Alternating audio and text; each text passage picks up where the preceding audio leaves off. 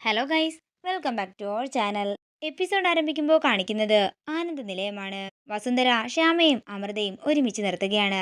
നിങ്ങൾ ഞങ്ങളോട് എല്ലാവരോടും എന്തെങ്കിലും രഹസ്യം മറയ്ക്കുന്നുണ്ടോ എന്ന് വസുന്ധര ചോദിക്കുമ്പോൾ ഒന്നുമില്ലമ്മയെന്ന് അമൃത പറയുന്നു. പിന്നെ നീ എന്തിനാ ഇവരുടെ വിവാഹം മുടക്കിയത്? എനിക്ക് എന്താണെങ്കിലും കാരണം അറിയണമെന്ന് വസുന്ധര പറയുമ്പോൾ അമൃത പറയുകയാണ്, ഞാൻ പറയാമമ്മേ, എല്ലാത്തിനും കാരണം ഈ ഐശ്വര്യയാണ്. ശ്യാമ കമ്പനിയുടെ വൈസ് ചെയർപേഴ്സൺ ആയ പിന്നെ എനിക്ക് ഒരു സമാധാനവും ഇവള് തരാറില്ലായിരുന്നു. ഇത് കേൾക്കുന്ന ഐശ്വര്യ ഒരു ഞെട്ടലോടെ നിൽക്കുകയാണ്. ശ്യാമ അധികാരം തട്ടിയെടുത്തു.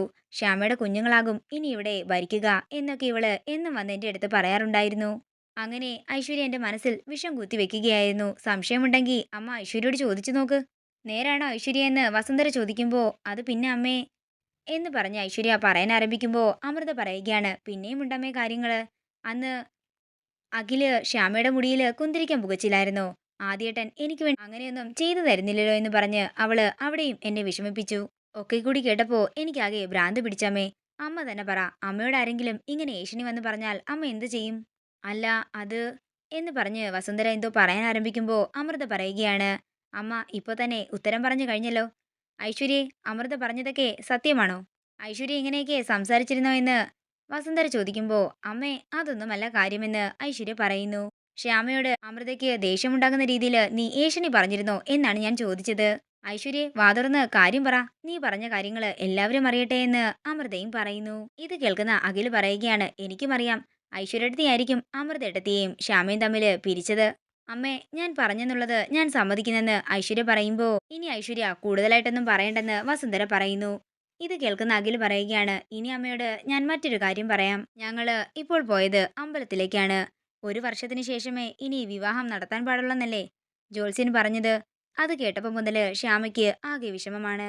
എനിക്കുമുണ്ട്. അതിനൊക്കെ ആയിട്ടാ ഞങ്ങള് ക്ഷേത്രത്തിൽ പോയത്. പോയി തൊഴുതു കഴിഞ്ഞപ്പോ എനിക്കും ശ്യാമയ്ക്കും അല്പം സമാധാനം കിട്ടിയതുപോലെയുണ്ട്. എന്നാൽ ഇതൊക്കെ ഒന്ന് തുറന്നു പറഞ്ഞിട്ട് പോയിക്കൂടെ? ഒരു സ്ത്രീയുടെ കണ്ണീര് ഈ കുടുംബത്തിലുണ്ടെന്ന് പറഞ്ഞപ്പോ മുതല് എന്റെ മനസ്സാകെ ഉലഞ്ഞു കിടക്കുകയാണ്. അമ്മ സമാധാനമായിട്ടിരിക്കുന്ന അഖില് പറയുമ്പോ വസുന്ധര മുറിയിലേക്ക് പോകുന്നു. തുടർന്ന് ഐശ്വര്യ അവിടുന്ന് പോകാൻ ഒരുങ്ങുമ്പോ ശ്യാമ പറയുകയാണ്, ഐശ്വര്യടത്തി ഒരു മിനിറ്റ് നിന്നേ. സാറ് റൂമിലേക്ക് പോയിക്കോ, ഞാൻ അങ്ങോട്ടേക്ക് വന്നേക്കാമെന്ന് ശ്യാമ പറയുമ്പോൾ അഖില് മുറിയിലേക്ക് പോവുകയാണ്. നിങ്ങള് നൈസായിട്ട് എന്നെ പ്രതിയാക്കിയല്ലേ എന്ന് ഐശ്വര്യ പറയുമ്പോൾ അമൃത പറയുകയാണ്, ഇതാണ് പറയുന്നത് താൻ കുഴിച്ച കുഴിയില് താൻ തന്നെ വീണെന്ന്.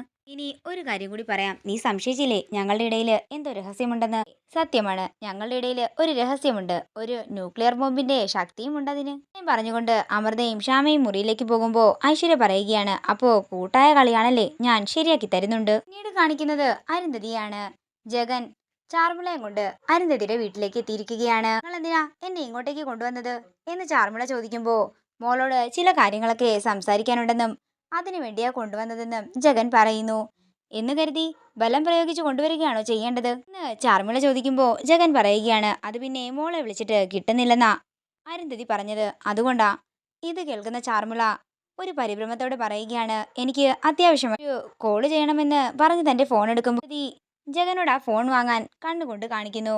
തുടർന്ന് ജഗൻ ആ ഫോൺ വാങ്ങിയിട്ട് പറയുകയാണ്, മോളിപ്പോ തൽക്കാലം ആരെയും വിളിക്കേണ്ട, ഞങ്ങൾ പറയുന്നത് കുറച്ചു നേരം കേട്ടിരുന്നാ മാത്രം മതി. ഇന്ന് വിസ്മയ്ക്ക് ഒരു ഷോ ഉണ്ടായിരുന്നതാ. മോള് വിളിച്ചിട്ട് ഫോൺ എടുക്കാത്തത് കൊണ്ട് ഞങ്ങളത് ക്യാൻസൽ ചെയ്തു. ഇനിയിപ്പോ മോളെന്താണെങ്കിലും ഉണ്ടല്ലോ, ഞാൻ അവരെ വിളിച്ച് എന്താണെങ്കിലും വരുമെന്ന് പറഞ്ഞേക്കാം. പിന്നെ മോളൊന്ന് പോയി പ്രാക്ടീസ് ചെയ്യ്.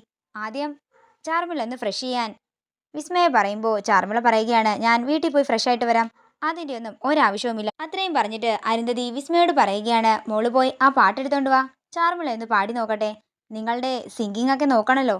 അങ്ങനെ വിസ്മയ അകത്ത് പോയി പാട്ടെടുത്തോണ്ട് വരുമ്പോ ടെൻഷനോടെ നിൽക്കുകയാണ് ചാർമിള. തുടർന്ന് ചാർമിള പറയുകയാണ്, എനിക്ക് പാട്ട് പാടാൻ അറിയില്ല. എന്ത് പാട്ട് പാടാൻ അറിയില്ലെന്നോ? മര്യാദക്ക് പാടിക്കോണമെന്ന് ജഗൻ പറയുമ്പോ ചാർമിള പേടിയോടെ പറയുകയാണ്, ഞാനല്ല കൃഷ്ണതുളസി, എനിക്ക് പാടാനും അറിയില്ല. ഇത് കേൾക്കുന്ന അരുന്ധതിയും വിസ്മയും ജഗന്നാഥനും ഒരു ഞെട്ടലോടെ ചാർമിളയെ നോക്കുകയാണ്. ആരാ ഇങ്ങോട്ടേക്ക് അയച്ചത്? അവരുടെ പേര് നീ പറ. ശരിക്കും കൃഷ്ണതുളസി ആരാ?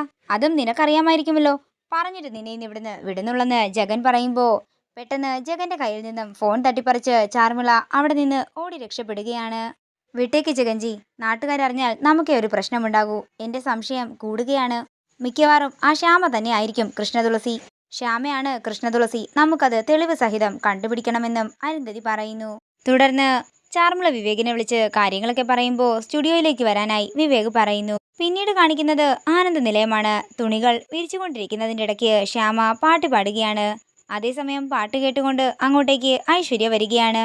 ഇത് വിസ്മയുടെ പാട്ടാണല്ലോ, ഇതിവിടെ ആരാ പാടുന്നത്? അതേസമയം ശ്യാമയുടെ പാട്ട് കേട്ടുകൊണ്ട് അങ്ങോട്ടേക്ക് അഖിൽ വരികയാണ്. ഐശ്വര്യ കണ്ടിട്ട് അഖിൽ പറയുകയാണ്, ഇതാകെ പ്രശ്നമാകുമല്ലോ. അഖി, നീ വിസ്മയുടെ പാട്ട് കേട്ടോ? ആരോ ലൈവായിട്ട് പാടുന്നതാ. അല്ല ഏട്ടത്തി, അതാരെങ്കിലും മൊബൈലിലോ സ്പീക്കറിലോ മറ്റോ വെച്ചതായിരിക്കുമെന്ന് അഖിൽ പറയുന്നു. ഇത് വിസ്മയ പാടുന്നത് തന്നെയാണ്. അന്ന് നിങ്ങളുടെ മുറിയിൽ നിന്നും ഞാൻ വിസ്മയ പാടുന്നത് കേട്ടിരുന്നു. ഐശ്വര്യടത്തിയെ കുറെ നേരമായി അമ്മ വിളിക്കുന്നുണ്ടെന്ന് അഖിൽ പറയും. ഐശ്വര്യ താഴേക്ക് പോകാൻ ഒരുങ്ങുകയാണ്. പെട്ടെന്ന് വീണ്ടും പാട്ട് കേട്ടിട്ട് ഐശ്വര്യ പറയുകയാണ്, ഇത് പാടുന്നത് വിസ്മയ തന്നെയാ. എന്താണെങ്കിലും ഇനി വിസ്മയം കൂട്ടിക്കൊണ്ട് ഞാൻ അമ്മയുടെ അടുത്തേക്ക് പോകാം. വിസ്മയ അല്ലാതെന്ന് അഖിൽ പറയുമ്പോൾ ഐശ്വര്യ പറയുകയാണ്, എനിക്കറിയാം നിനക്ക് വിസ്മയെ ഇഷ്ടമായിരുന്നു. അതുകൊണ്ട് നീ വിസ്മയെ രഹസ്യമായി കാണാൻ വിളിച്ചതല്ലേ. ഞാൻ ആരോടും പറയില്ല. എന്താണെങ്കിലും അവളെ കണ്ടിട്ടേ ഞാൻ പോകുന്നുള്ളൂ. അത്രയും പറഞ്ഞുകൊണ്ട് ഐശ്വര്യ സീറ്റ് ഔട്ടിലേക്ക് പോകുമ്പോൾ അഖില് ഉറക്കെ വിളിച്ച് പറയുകയാണ്, ഐശ്വര്യടത്തി, അവിടെ വിസ്മയയില്ല. വിസ്മയെ കണ്ടുപിടിക്കാനായിട്ട് ഏട്ടത്തി പോകേണ്ട ആവശ്യവുമില്ല. ഇത് കേൾക്കുന്ന ശ്യാമ പെട്ടെന്ന് ഞെട്ടലോടെ അങ്ങോട്ടേക്ക് നോക്കുകയാണ്. തുടർന്ന് തൻ്റെ ഫോണിൽ എങ്ങനെയൊക്കെയോ ശ്യാമ വിസ്മയുടെ ഒരു പാട്ട് വെക്കുന്നു. തുടർന്ന് അങ്ങോട്ടേക്ക് വരുന്ന ഐശ്വര്യ ശ്യാമയെ കണ്ട് ഒരു ഞെട്ടലോടെ നിൽക്കുന്നു. നീയോ? വിസ്മയ എവിടെ? വിസ്മയോ? അത് പിന്നെ ഏട്ടത്തി, ഞാൻ ഫോണിൽ പാട്ട് വെച്ചതാ. പക്ഷേ ഞാൻ കേട്ടത് ഈ പാട്ടല്ലായിരുന്നു. നിങ്ങൾ തമ്മിൽ എന്തോ ഒളിക്കുന്ന പോലെയുണ്ടല്ലോ എന്ന് ഐശ്വര്യ പറയുമ്പോൾ അങ്ങനെയൊന്നുമില്ല, എല്ലാം ഏട്ടത്തിക്ക് തോന്നുന്നതാണെന്ന് ശ്യാമ പറയുന്നു. ഇത് കേൾക്കുന്ന ഐശ്വര്യ സംശയത്തോടെ ശ്യാമയെ നോക്കുകയാണ്. ഇതോടുകൂടി ഇന്നത്തെ എപ്പിസോഡ് ഇവിടെ തീരുകയാണ്. വീഡിയോ ഇഷ്ടമായെങ്കിൽ മറക്കാതെ ലൈക്ക് ചെയ്യുക, ഷെയർ ചെയ്യുക, കമൻറ്റ് ചെയ്യുക. കൂടുതൽ സീരിയൽ അപ്ഡേറ്റ്സിനായി മറക്കാതെ സബ്സ്ക്രൈബ് ചെയ്യുക നയൻസ് ക്രിയേഷൻസ്.